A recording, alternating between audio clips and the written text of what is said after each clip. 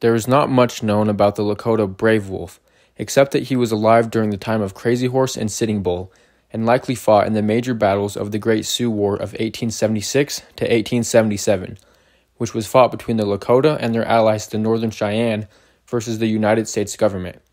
The war was fought because the United States decided to break the 1868 Fort Laramie Treaty that was signed after Red Cloud's War. This treaty designated over half of modern-day South Dakota, including the Black Hills, as the Great Sioux Reservation. But after gold was discovered in the Black Hills in 1874, the United States decided to claim that land as their own. But the Black Hills, or Paha Sapa, was a sacred place to the Lakota, as well as various other native tribes. This broken treaty is what would lead to the Great Sioux War, which is probably the most well-known of the so-called Indian Wars of the American West, and would turn men like Crazy Horse, Sitting Bull, and George Custer into household names that are still well-known 150 years later. Brave Wolf was present for all of this, but the only first-hand account I could find mentioning him is the 1932 book Black Elk Speaks, a book written by John Neihardt, who worked with Black Elk and his son Ben Black Elk to record Black Elk's life story. Black Elk was a Lakota Sioux born in 1863. Now the word Sioux is short for Nadawesu, which means little snakes, which their enemy the Ojibwe called them. French trappers shortened it to Sioux and the name stuck. But Sioux actually refers to three related peoples who spoke different dialects of the same language, these being the Nakota, Dakota, and Lakota. Right now we'll be focusing on the Lakota, also known as the Teton Sioux, which are made up of 7 tribal bands, also known as the 7 Council Fires. Black Elk was born into a very trying time for the Lakota and lived a very eventful life. At the age of 9, he received a vision calling him to save his people. He took it very seriously and would go on to become a holy man and a healer in his adult years. He was a cousin to the legendary Crazy Horse, and at only 13, he would join his cousin in the Battle of the Little Bighorn. A quote from his experience in the battle saying, "There was a soldier on the ground and he was still kicking. A Lakota rode up and said to me, 'Boy, get off and scalp him.' I got off and started to do it. He had short hair and my knife was not very sharp. He ground his teeth, then I shot him in the forehead and got his scalp. After a while I got tired looking around and could smell nothing but blood, and I got sick of it. So I went back home with some others, and I was not sorry at all. I was a happy boy." After the battle, Black Elk and other boys his age rode around and shot arrows into wounded soldiers, and found one soldier hiding in a bush where they surrounded and killed him. Black Elk would go on to say that he did not feel bad at all, because the Indians were in their own land, doing no harm, and they were attacked unprovoked. Black Elk and his family would go on to follow his cousin Crazy Horse until the end, surrendering with him on May 6th of 1877, being some of the last Lakota to do so. Black Elk would also be there at the betrayal and murder of Crazy Horse on September 5th of the same year.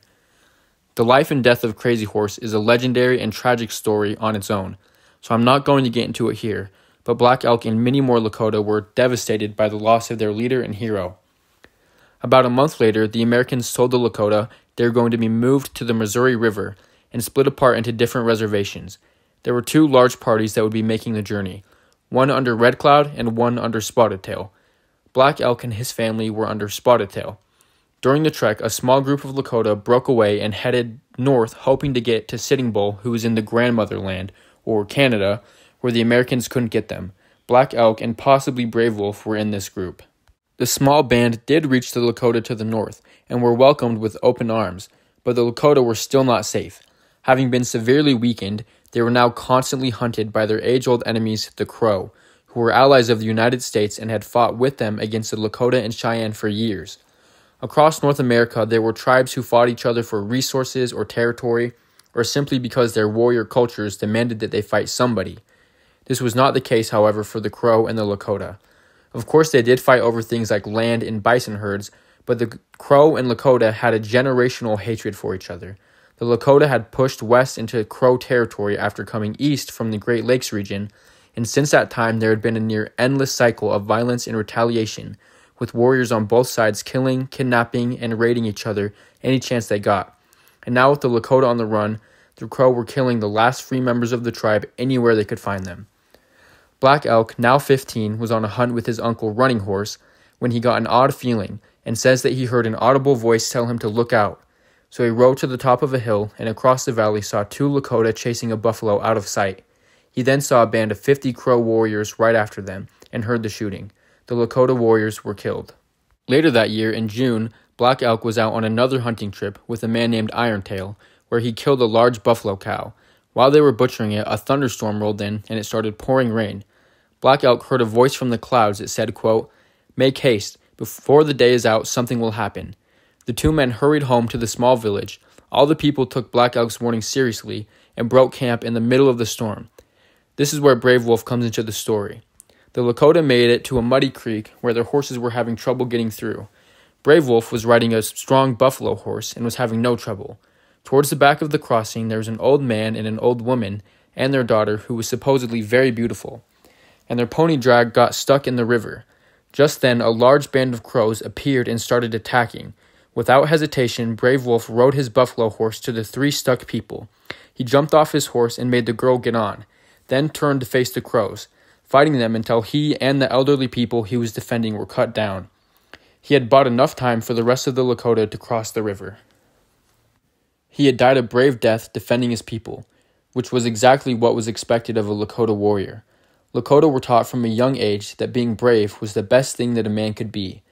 Being fearless in the face of death is part of the reason the Lakota were such fearsome warriors. Black Elk's cousin, Hard to Hit, would also die in the fight, charging back alone to take on a Crow warrior where he was killed. Black Elk would go on to do many things in his life, including touring Europe. He was also present at the 1890 Wounded Knee Massacre. He would die in 1950, which was only 73 years ago, meaning many elderly people alive today were alive at the same time as Black Elk. It's easy to think of this period as ancient history, but it really was not that long ago in the grand scope of things. Black Elk Speaks is an invaluable piece of literature. Almost no indigenous peoples of North America kept written records, but Black Elk Speaks lets us see firsthand how life was back then and how different it is now, and assures that people like Crazy Horse and Brave Wolf will never be lost to time.